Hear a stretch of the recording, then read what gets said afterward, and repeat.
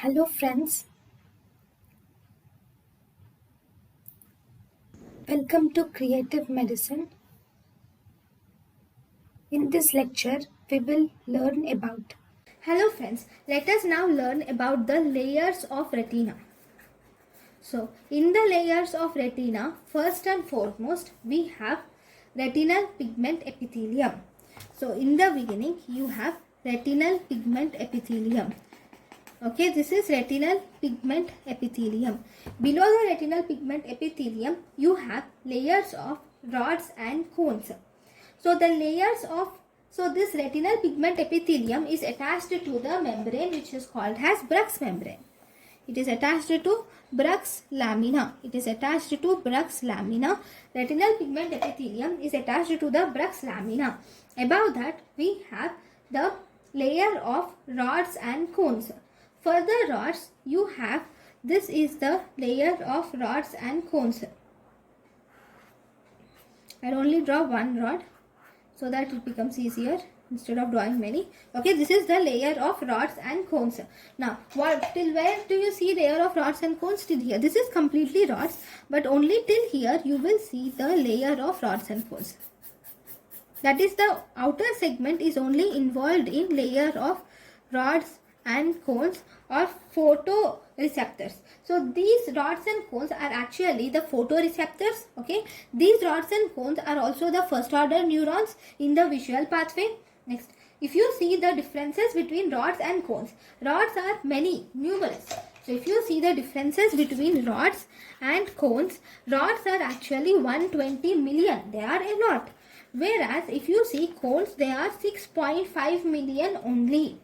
Okay, rods have visual pigment which is called as rhodopsin, whereas cones have visual pigment which is also called as conopsin.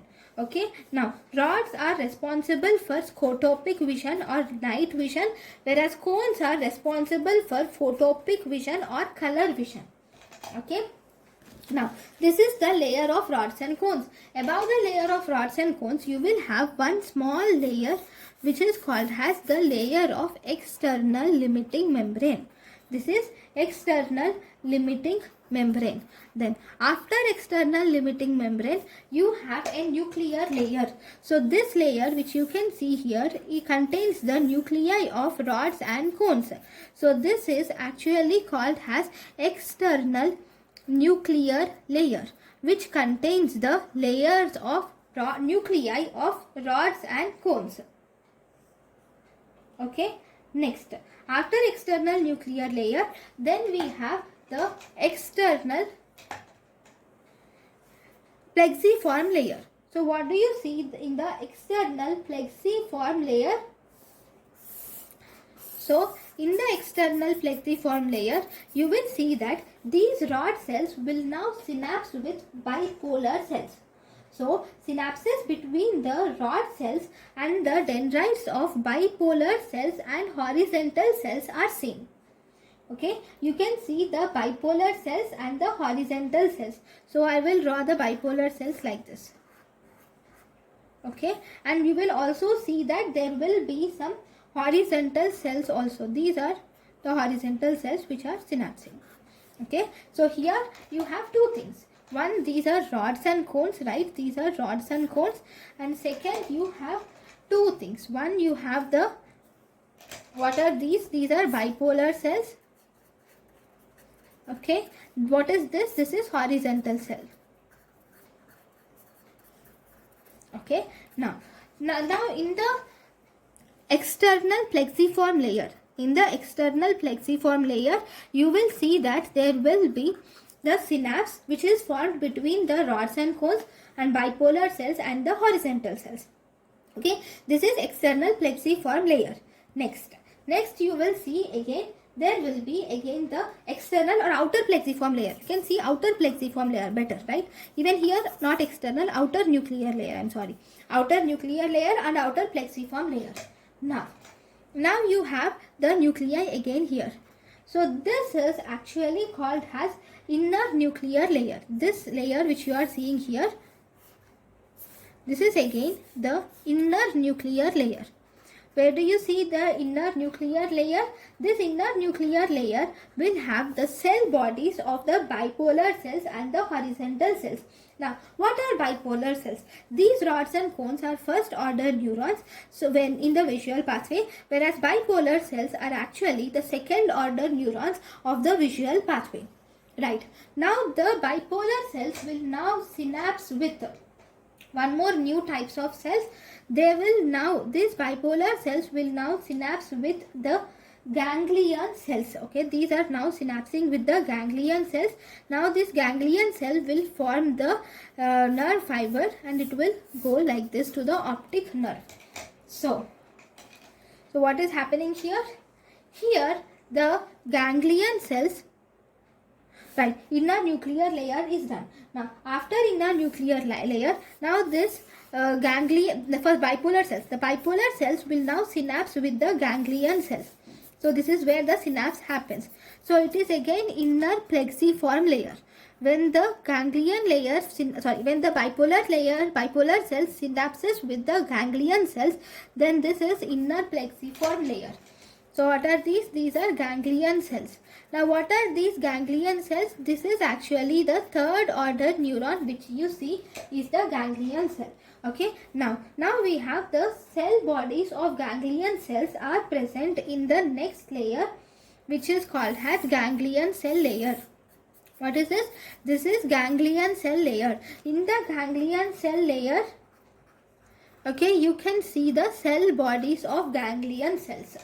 Then finally, the last but one layer which you can see here contains the fibers of the ganglion cells which are forming the optic nerve. So this is the fibers of the ganglion cells which will form the optic nerve, and these fibers of ganglion cells are called as nerve fiber layer. Okay, then above this, the last layer which is called as again internal limiting membrane is seen.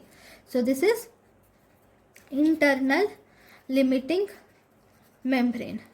Okay, so these are the main layers of retina. Okay, so we have 10 layers of retina. What are they? Retinal pigment epithelium, external limiting membrane, outer nuclear layer, outer plexiform layer, inner nuclear layer, inner plexiform layer, ganglion cell layer, nerve fiber layer, and finally internal limiting membrane. Now, one important thing, there is the space. So, all these layers, if you see, from the internal limiting membrane till the external limiting membrane and the layers of rods and cones, all these layers are actually together. All these layers together, there is one name given to it which is called as neurosensory retina. Okay. Now, between the neurosensory retina and the retinal pigment epithelium, in between there is a space which is present between it. What is this space which is present between the retinal pigment epithelium and neurosensory retina called as? It is called as subretinal space. Whenever there is accumulation of fluid in the subretinal space can occur in the central serous retinopathy. Okay, so these are the layers of retina. So if you see the blood supply of layers of retina, in the blood supply of layers of retina, if you see outer 4 layers, what are the outer 4 layers? They are actually the retinal pigment epithelium, photoreceptors, that is layers of rods and cones, external limiting membrane, and outer nuclear layers. Then here the outer 4 layers are actually supplied by the choroidal vessels. They are actually supplied by the choroidal vessels, whereas the inner 6 layers are supplied by central retinal artery will supply the inner 6 layers. Okay, next. Then next important thing in the layers of retina is about the fovea. Here we have said there is fovea is present. This fovea is around 0.35 millimeters, which is the central part of the macula. See, macula is around 5.5 millimeters. The central part of macula is called as fovea centralis, which is 1.5 millimeters. The central part of the fovea centralis, you will see a shining pit which is seen called as foveola. This foveola is around 0.35 millimeters. one important thing about this fovea centralis, if you see this fovea centralis here, there are no rods at all. Okay, there will be only cones are present, and these cones are tightly packed to each other, whereas the other layers of retina are very thin in this region. Okay, so this is actually the thinnest layer, which is fovea centralis is thin. Now, if you were asked what is the thinnest part, see, I have said fovea centralis is actually thin region in the macula. But in the overall retina, if you see in this, what is the thinnest layer? The thinnest layer in the overall retina is actually, thinnest part is ora serrata. The retina is thinnest at the ora serrata. Okay, that is one thing. Second, now we have seen all the 10 layers. Now if you were asked what is the most resistant layer in the retina, the most resistant layer in the retina is retinal pigment epithelium.